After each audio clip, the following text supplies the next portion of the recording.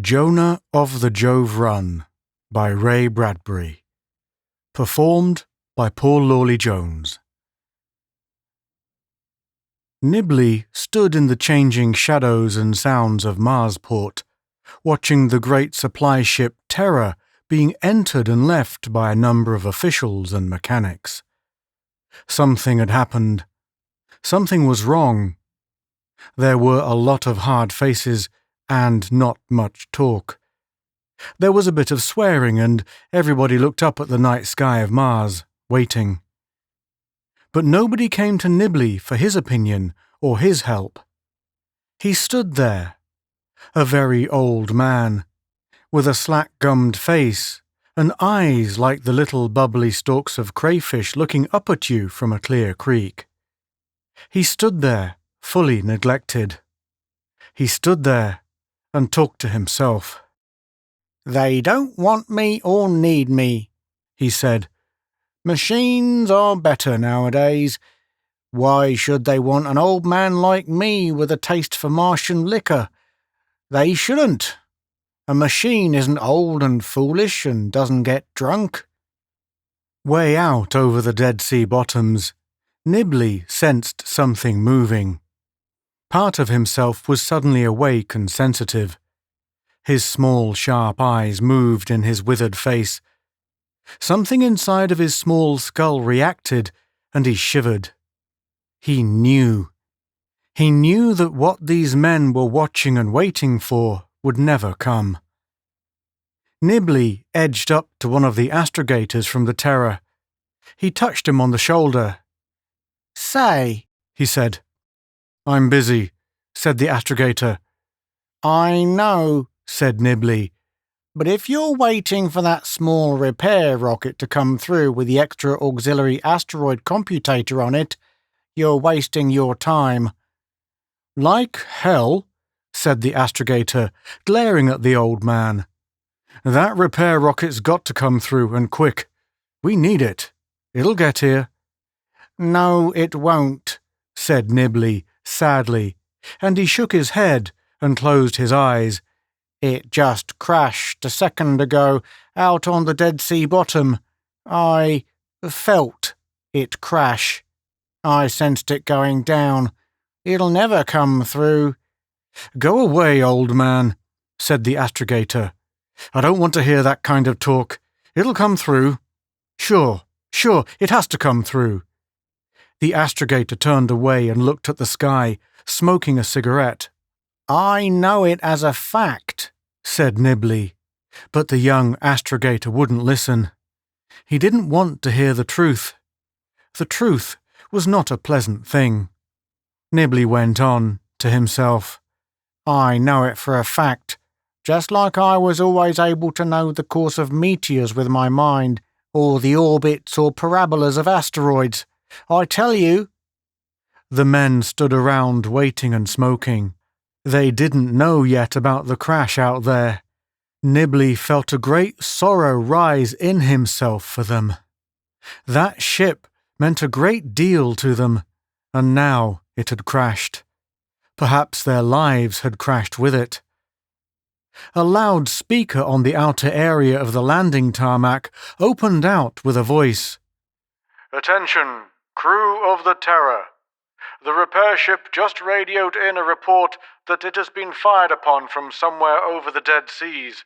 It crashed a minute ago." The report was so sudden and quiet and matter-of-fact that the standing, smoking men did not for a moment understand it. Then, each in his own way, they reacted to it. Some of them ran for the radio building to verify the report.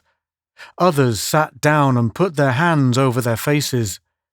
Still more of them stood staring at the sky, as if staring might put the repair ship back together again and get it here safe and intact. Instinctively, at last, all of them looked up at the sky. Jupiter was there, with its coterie of moons, bright and far away. Part of their lives lived on Jupiter. Most of them had children and wives there, and certain duties to perform to ensure the longevity of said children and wives. Now, with the speaking of a few words over a loudspeaker, the distance to Jupiter was suddenly an immense impossibility. The captain of the rocket Terror walked across the field slowly. He stopped several times to try and light a cigarette, but the night wind blew it out. He stood in the rocket shadow and looked up at Jupiter and swore quietly. Again and again, and finally threw down his cigarette and heeled it with his shoe. Nibley walked up and stood beside the captain. Captain Kroll?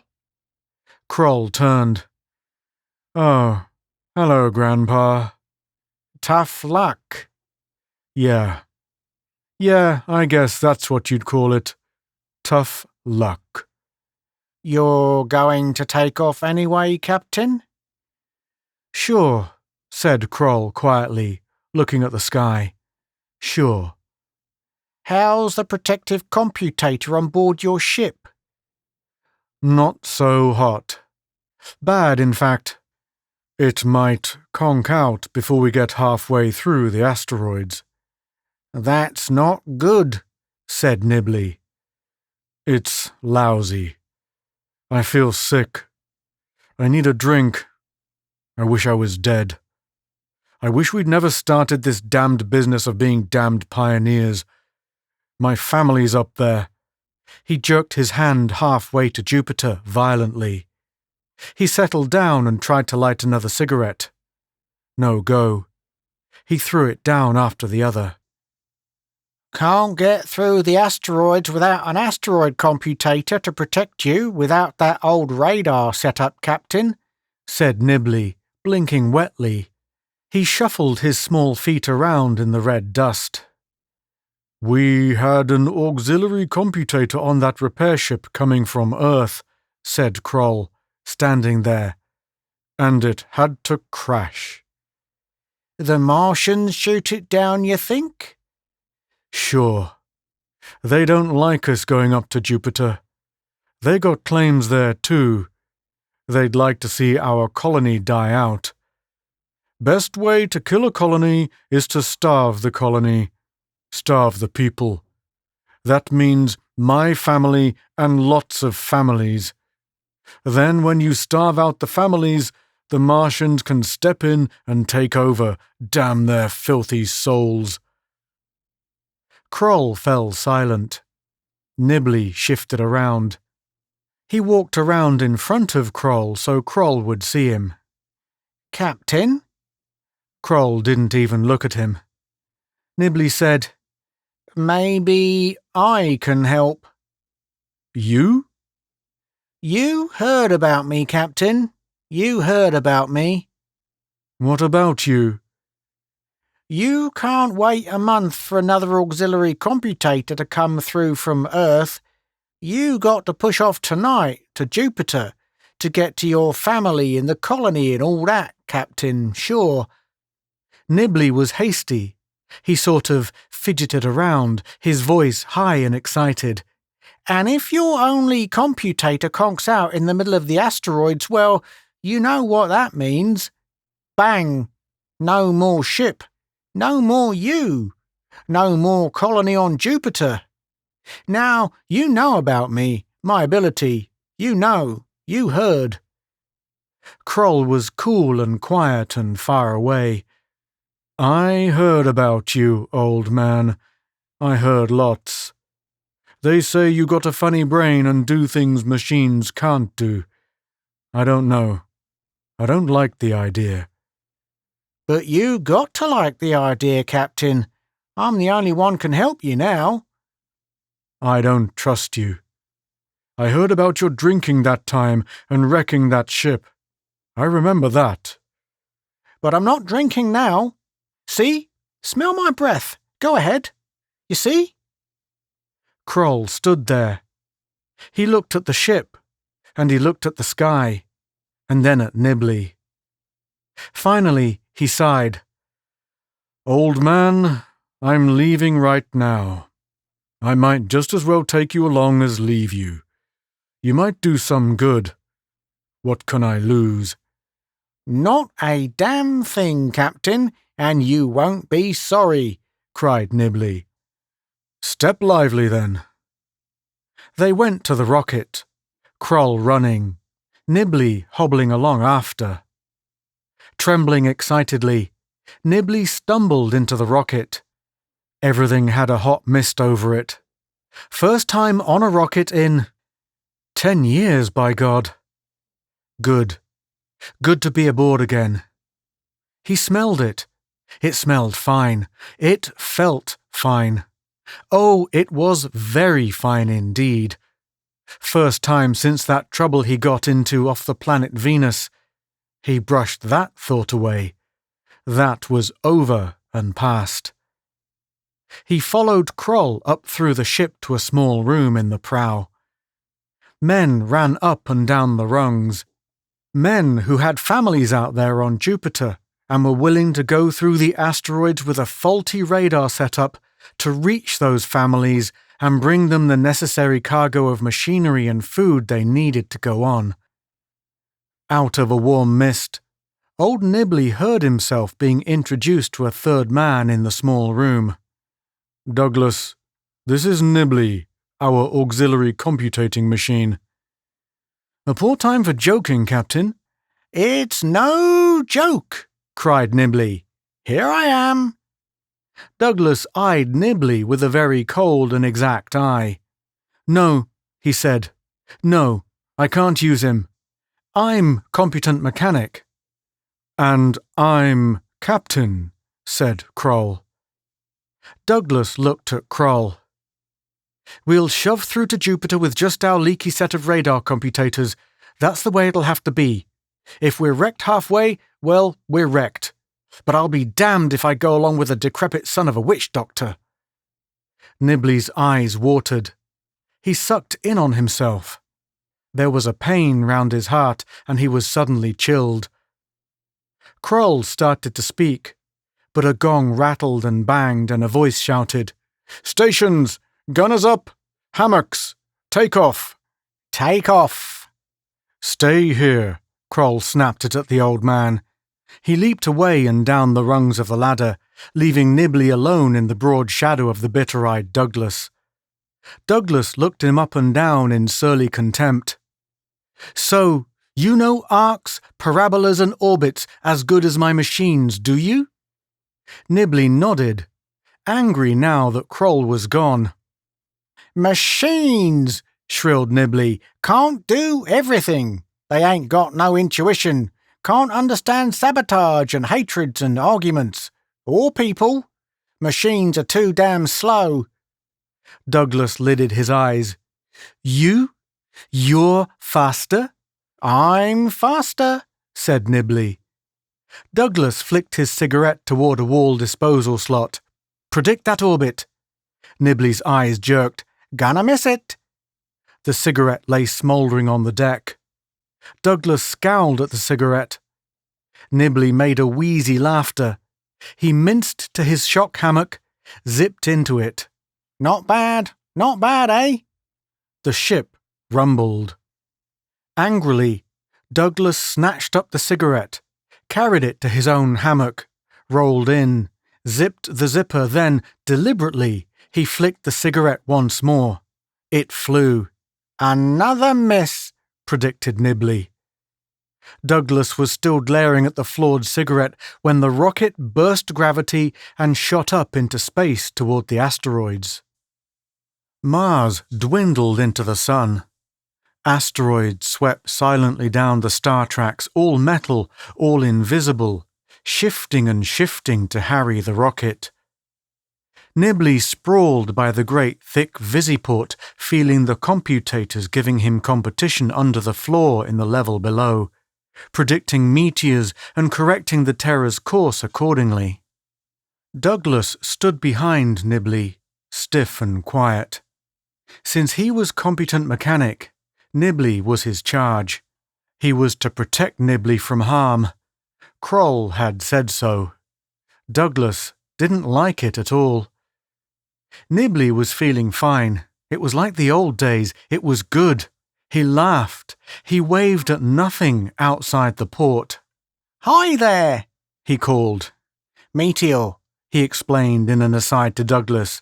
"You see it?" "Lives at stake, and you sit there playing." "Nope, not playing, just warming up. I can see him beating like hell all up and down the line, son. God's truth." "Kroll's a damn fool," said Douglas. "Sure, you had a few lucky breaks in the old days before they built a good computator. A few lucky breaks and you lived off them. Your day's done." "I'm still good." "How about the time you swilled a quart of rotgut and almost killed a cargo of civilian tourists? I heard about that. All I have to say is one word and your ears'd twitch. Whiskey." At the word, saliva ran alarmingly in Nibley's mouth. He swallowed guiltily. Douglas, snorting, turned and started from the room. Nibley grabbed a monkey wrench on impulse, heaved it. The wrench hit the wall and fell down. Nibley wheezed. "Wrench got an orbit like everything. Fair bit of computation I did. 1 point over and I'd have flanked that crumb." There was silence now as he hobbled back and sat wearily to stare into the stars. He felt all of the ship's men around him. Vague, warm electrical stirrings of fear, hope, dismay, exhaustion. All their orbits coming into a parallel trajectory now. All living in the same path with him. And the asteroids smashed down with an increasing swiftness. In a very few hours, the main body of missiles would be encountered. Now, as he stared into space, he felt a dark orbit coming into conjunction with his own. It was an unpleasant orbit, one that touched him with fear. It drew closer. It was dark. It was very close now.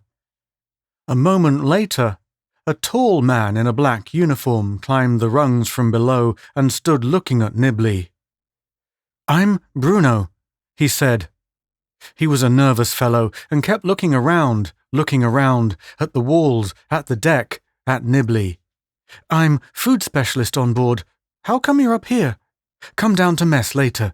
Join me in a game of Martian chess." Nibley said, "I'd beat the hell out of you. Wouldn't pay. It's against orders for me to be down below anyways." "How come?"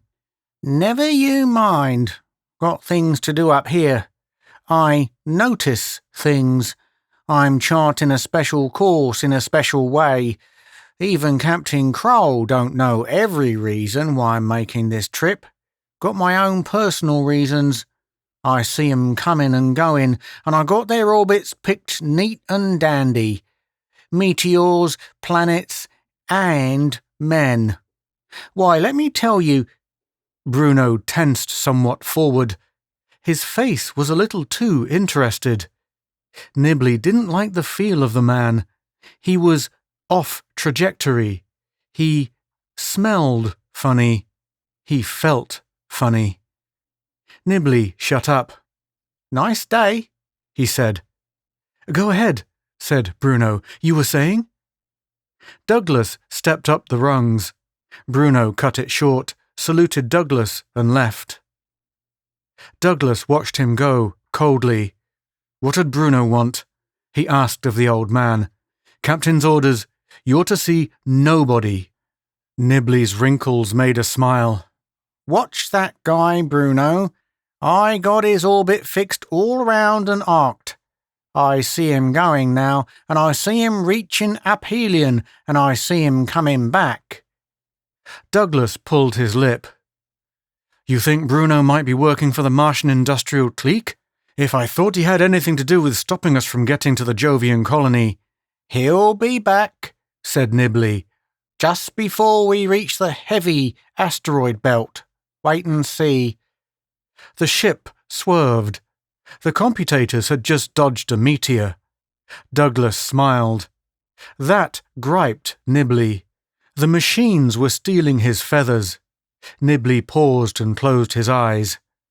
"Here come 2 more meteors. I beat the machine this time." They waited.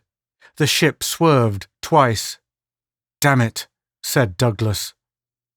2 hours passed. It got lonely upstairs, said Nibley apologetically. Captain Kroll glanced nervously up from the mess table where he and 12 other men sat. Williams, Simpson, Haynes, Bruno, McClure, Lieber, and the rest. All were eating but not hungry. They all looked a little sick. The ship was swerving again and again, steadily, back and forth. In a short interval, the heavy belt would be touched. Then there would be real sickness. "Okay," said Kroll to Nibley. "You can eat with us this once, and only this once. Remember that." Nibley ate like a starved weasel. Bruno looked over at him again and again and finally asked, "How about that chess game?" "Nope, I always win. Don't want to brag, but I was the best outfielder playing baseball when I was at school. Never struck out at bat, neither. Damn good." Bruno cut a piece of meat. "What's your business now, Gramps?" "Finding out where things is going," evaded Nibley. Kroll snapped his gaze at Nibley. The old man hurried on. "Why, I know where the whole blamed universe is heading." Everybody looked up from their eating. "But you wouldn't believe me if I told you," laughed the old man. Somebody whistled. Others chuckled. Kroll relaxed. Bruno scowled. Nibley continued, "It's a feeling. You can't describe stars to a blind man or God to anybody. Why, hell's bells, lads. If I wanted, I could write a formula on paper, and if you worked it out in your mind, you'd drop dead of symbol poison." Again, laughter. A bit of wine was poured all around as a bracer for the hours ahead. Nibley eyed the forbidden stuff and got up. "Well, I got to go." "Have some wine," said Bruno. "No, thanks," said Nibley. "Go ahead, have some," said Bruno. "I don't like it," said Nibley, wetting his lips. "That's a laugh," said Bruno, eyeing him. "I got to go upstairs. Nice to have ate with you boys. See you later, after we get through the swarms." Faces became wooden at the mention of the approaching belt. Fingers tightened against the table edge. Nibley spidered back up the rungs to his little room alone. An hour later, Nibley was drunk as a chromium-plated pirate. He kept it a secret. He hid the wine bottle in his shock hammock, groggily. Stroke of luck. Oh yes, a stroke of luck. Yes. Finding that lovely, fine, wonderful wine in the storage cabinet near the Visiport. Why, yes. And since he'd been thirsty for so long. Well? Gurgle, gurgle. Nibley was drunk. He swayed before the Visiport, drunkenly deciding the trajectories of 1,000 invisible nothings. Then he began to argue with himself, drowsily, as he always argued when wine webs were being spun through his skull by red, drowsy spiders. His heart beat dully. His little sharp eyes flickered with sudden flights of anger. "You're some liar, Mr. Nibley," he told himself. "You point at meteors, but who's to prove you right or wrong, eh? You sit up here and wait. Those machines down below spoil it. You never have a chance to prove your ability. No, the captain won't use you. He won't need you. None of these men believe in you. Think you're a liar. Laugh at you. Yes, laugh. Yes, they call you an old liar." Nibley's thin nostrils quivered. His thin, wrinkled face was crimsoned and wild. He staggered to his feet, got hold of his favourite monkey wrench and waved it slowly back and forth. For a moment, his heart almost stopped in him. In panic, he clutched at his chest, pushing, pulling, pumping at his heart to keep it running. The wine, the excitement. He dropped the wrench. No, not yet. He looked down at his chest, wildly tearing at it. Not just yet, oh please, he cried. Not until I show them. His heart went on beating, drunkenly, slowly. He bent, retrieved the wrench and laughed numbly. I'll show 'em, he cried, weaving across the deck. Show 'em how good I am. Eliminate competition. I'll run the ship myself. He climbed slowly down the rungs to destroy the machines. It made a lot of noise. Nibley heard a shout. Get him! His hands went down again. There was a scream of whistles, a jarring of flung metal, a minor explosion. His hand went down again, the wrench in it. He felt himself cursing and pounding away. Something shattered. Men ran toward him. This was the computator. He hit upon it once more. Yes. Then he was caught up like an empty sack, smashed in the face by someone's fist, thrown to the deck. Cut acceleration! A voice cried far away. The ship slowed. Somebody kicked Nibley in the face. Blackness. Dark. Around and around, down into darkness. When he opened his eyes again, people were talking. We're turning back. The hell we are. Kroll says we'll go on anyway. That's suicide. We can't hit that asteroid belt without radar. Nibley looked up from the floor.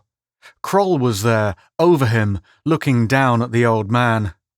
I might have known, he said, over and over again. He wavered in Nibley's sobering vision. The ship hung motionless, silent.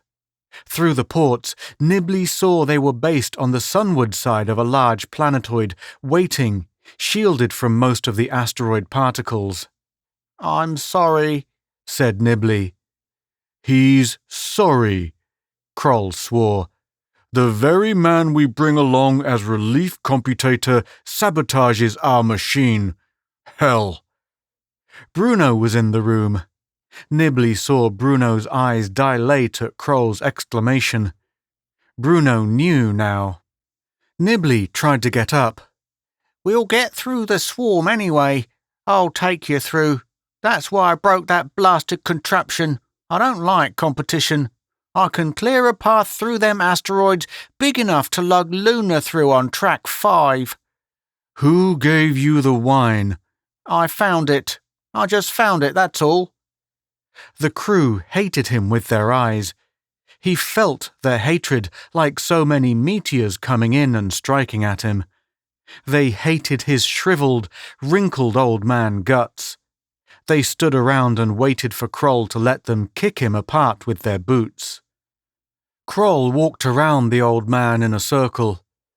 You'd think I'd chance you getting us through the belt, he snorted. What have we got half through and you got potted again? He stopped, with his back to Nibley. He was thinking. He kept looking over his shoulder at the old man. I can't trust you. He looked out the port at the stars, at where Jupiter shone in space. And yet... He looked at the men. Do you want to turn back? Nobody moved. They didn't have to answer. They didn't want to go back. They wanted to go ahead. We'll keep on going then, said Kroll. Bruno spoke. We crew members should have some say. I say go back. We can't make it. We're just wasting our lives. Kroll glanced at him coolly. You seem to be alone. He went back to the port. He rocked on his heels. It was no accident Nibley got that wine. Somebody planted it, knowing Nibley's weakness. Somebody who was paid off by the Martian industrials to keep the ship from going through. This was a clever setup. The machines were smashed in such a way as to throw suspicion directly on an innocent, well, almost innocent party. Nibley was just a fool. I'd like to know who handled that tool. Nibley got up, the wrench in his gnarled hand. I'll tell you who planted that wine. I've been thinking, and now— Darkness. A short circuit. Feet running on the metal deck. A shout. A thread of fire across the darkness.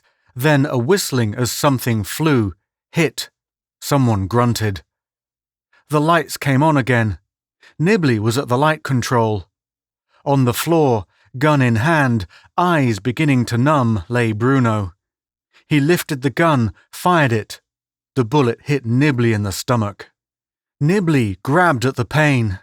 Kroll kicked at Bruno's head. Bruno's head snapped back. He lay quietly. The blood pulsed out between Nibley's fingers. He watched it with interest, grinning with pain. I knew his orbit, he whispered, sitting down cross-legged on the deck. When the lights went out, I chose my own orbit back to the light switch. I knew where Bruno'd be in the dark. Having a wrench handy, I let fly, choosing my arc, naturally. Guess he's got a hard skull, though. They carried Nibley to a bunk. Douglas stood over him, dimly, growing older every second. Nibley squinted up. All the men tightened in upon it. Nibley felt their dismay, their dread, their worry, their nervous anger. Finally, Kroll exhaled. "Turn the ship around," he said. "Go back to Mars." The crew stood with their limp hands at their sides. They were tired. They didn't want to live anymore. They just stood with their feet on the deck. Then, one by one, they began to walk away like so many cold, dead men. "Hold on," cried Nibley, weakening. "I ain't through yet. I got 2 orbits to fix. I got one to lay out for this ship to Jupiter, and I got to finish my own separate, secret, personal orbit. You ain't turning back nowhere." Kroll grimaced. "Might as well realize it, Grandpa. It takes 7 hours to get through the swarms, and you haven't another 2 hours in you." The old man laughed. "Think I don't know that? Hell, who's supposed to know all these things, me or you?" "You, Pop." "Well then, damn it, bring me a Bolger." "Now look." "You heard me, by God, a Bolger." "Why?" "You ever heard of a thing called triangulation? Well, maybe I won't live long enough to go with you, but by all the sizes and shapes of behemoths, this ship is jumping through to Jupiter." Kroll looked at him. There was a breathing silence, a heart-beating silence in the ship. Kroll sucked in his breath, hesitated, then smiled a grey smile. "You heard him, Douglas. Get him a Bolger." "And a stretcher. And tote this 90 pounds of bone out onto the biggest asteroid around here. Got that?" "You heard him, Haynes. A stretcher. Stand by for manoeuvring." Kroll sat down by the old man. "What's it all about, Pop? You're sober?" "Clear as a bell." "What are you going to do?"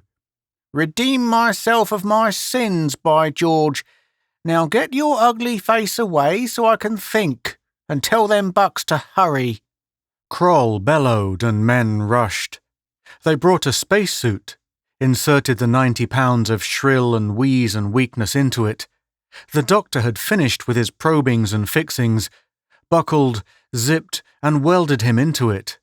All the while they worked, Nibley talked. "Remember when I was a kid? Stood up to that there plate, pounding out baseballs north, south, and 6 ways from Sundays." He chuckled. "Used to hit 'em and predict which window in what house they'd break." Wheezy laughter. "One day I said to my dad, 'Hey, Dad, a meteor just fell on Simpson's garage over in Jonesville. "Jonesville is 6 miles from here," said my father, shaking his finger at me. "You quit your lying, Nibley boy, or I'll trot you to the woodshed." "Save your strength," said Kroll. "That's all right," said Nibley. "You know, the funny thing was always that I lied like hell and everybody said I lied like hell. But come to find out later, I wasn't lying at all. It was the truth. I just sensed things." The ship manoeuvred down on a windless, empty planetoid. Nibley was carried on a stretcher out onto alien rock. "Lay me down right there. Prop up my head so I can see Jupiter and the whole damned asteroid belt. Be sure my headphones are tuned neat. There. Now give me a piece of paper." Nibley scribbled a long, weak snake of writing on paper, folded it. "When Bruno comes to, give him this. Maybe he'll believe me when he reads it. Personal. Don't pry into it yourself." The old man sank back, feeling pain drilling through his stomach, and a kind of sad happiness. Somebody was singing somewhere, he didn't know where. Maybe it was only the stars moving on the sky. "Well," he said clearly. "guess this is it, children. Now get the hell aboard, leave me alone to think. This is going to be the biggest, hardest, damnedest job of computating I ever latched onto. There'll be orbits and cross-orbits, big balls of fire and little bitty specules, and, by God, I'll chart 'em all. I'll chart 100,000 of the damn monsters and their offspring. You just wait and see. Get aboard. I'll tell you what to do from there on." Douglas looked doubtful. Nibley caught the look. "Whatever happens," he cried, "will be worth it, won't it? It's better than turning back to Mars, ain't it? Well, ain't it?" "It's better," said Douglas. They shook hands. "Now, all of you, get." Nibley watched the ship fire away, and his eyes saw it and the asteroid swarm and that brilliant point of light that was massive Jupiter. He could almost feel the hunger and want and waiting up there in that star flame. He looked out into space, and his eyes widened, and space came in, opened out like a flower, and already, natural as water flowing, Nibley's mind, tired as it was, began to shiver out calculations. He started talking. "Captain, take the ship straight out now, you hear?" "Fine." answered the captain. "Look at your dials. "Looking." If number 7 reads 132.87, OK, keep her there. If she varies a point, counteract it on dial 20 to 56.9. Keep her hard over for 70,000 miles. All that is clear so far. Then, after that, a sharp veer in number 2 direction over 1,000 miles. There's a big sweep of meteors coming in on that other path for you to dodge. Let me see. He figured. Keep your speed at a constant of 100,000 miles. At that rate, check your clocks and watches. In exactly an hour, you'll hit the second part of the Big Belt. Then, switch to a course roughly 5,000 miles over to number 3 direction. Veer again 5 minutes on the dot later and..." "Can you see all those asteroids, Nibley? Are you sure?" "Sure, lots of 'em. Every single one going every which way. Keep straight ahead until 2 hours from now, after that last direction of mine, then slide off at an angle toward Jupiter. Slow down to 90,000 for 10 minutes, then up to 110,000 for 15 minutes. After that, 150,000 all the way." Flame poured out of the rocket jets. It moved swiftly away, growing small and distant. "Give me a read on dial 67. 4. Make it 6. And set your automatic pilot to 61 and 14 and 35. Now, everything's OK. Keep your chronometer reading this way. 7, 9, 12. There'll be a few tight scrapes, but you'll hit Jupiter square on in 24 hours if you jump your speed to 700,000 6 hours from now and hold it that way. Square on it is, Mr. Nibley. Nibley just lay there a moment. His voice was easy and not so high and shrill anymore. And on the way back to Mars later, don't try to find me. I'm going out in the dark on this metal rock. Nothing but dark for me. Back to perihelion and sun for you. Know where I'm going? Where? Centaurus! Nibley laughed. So help me God I am, no lie. He watched the ship going out then, and he felt the compact, collected trajectories of all the men in it. It was a good feeling to know that he was the guiding theme, like in the old days. Douglas's voice broke in again. Hey, Pop, you still there? A little silence. Nibley felt blood pulsing down inside his suit. Yep, He said, We just gave Bruno your little note to read. Whatever it was, when he finished reading it, he went insane. Nibley said, quiet-like. burn that there paper. Don't let anybody else read it. A pause. It's burnt. What was it? Don't be inquisitive. Snapped the old man. Maybe I proved to Bruno that he didn't really exist. To hell with it. The rocket reached its constant speed. Douglas radioed back. All's well. Sweet calculating, Pop. I'll tell the rocket officials back at Marsport. They'll be glad to know about you. Sweet, sweet calculating. Thanks. How goes it? I said, how goes it? Hey, Pop. Pop? Nibley raised a trembling hand and waved it at nothing. The ship was gone. He couldn't even see the jet wash now. He could only feel that hard metal movement out there among the stars, going on and on through a course he had set for it. He couldn't speak. There was just emotion in him. He had finally, by God, heard a compliment from a mechanic of radar computators. He waved his hand at nothing. He watched nothing moving on and on into the crossed orbits of other invisible nothings. The silence was now complete. He put his hand down. Now he had only to chart that one last personal orbit, the one he had wanted to finish only in space and not grounded back on Mars. It didn't take lightning calculation to set it out for certain. Life and death were the parabolic ends to his trajectory. The long life, first swinging in from darkness, arcing to the inevitable perihelion, and now moving back out and away, into the soft, encompassing dark. By God, he thought weakly, quietly, right up to the last, my reputation's good. Never fluked a calculation yet, and I never will. He didn't. You have been listening to Jonah of the Jove Run by Ray Bradbury. Performed by Paul Lawley Jones.